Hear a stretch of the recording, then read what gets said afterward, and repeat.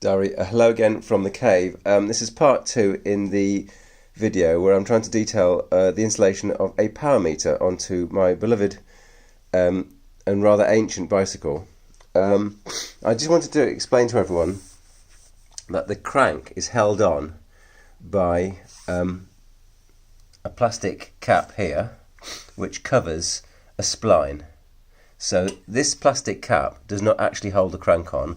It's actually held on by these two bolts, and one on this side and one on this side. And you can't actually take the crank off without doing the following. First of all, you need this special Shimano tool. This is Shimano grip set. You need this special tool which locks into this plastic cap and allows you to take the plastic cap off the face of the crank. So this plastic cap was inside here and was taken off with this special tool.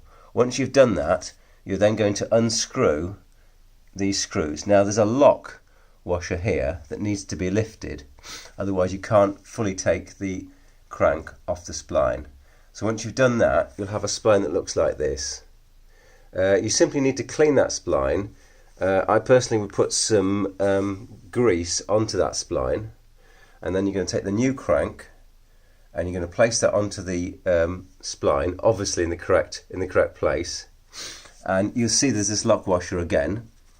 So you're going to put the crank onto the spline, tighten those two hex bolts.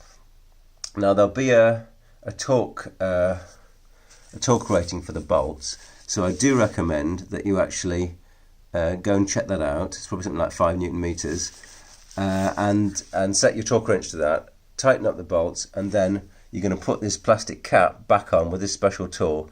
So I suppose that the learning points are: don't start out without the special tool, because technically speaking you could use something like a Leatherman to force the tool round, but you'll sort of mangle it, and that plastic cap didn't come with the cranks, so you rather need to keep it in good shape. Okay, that's it. Next video will be with the crank on and everything should be working.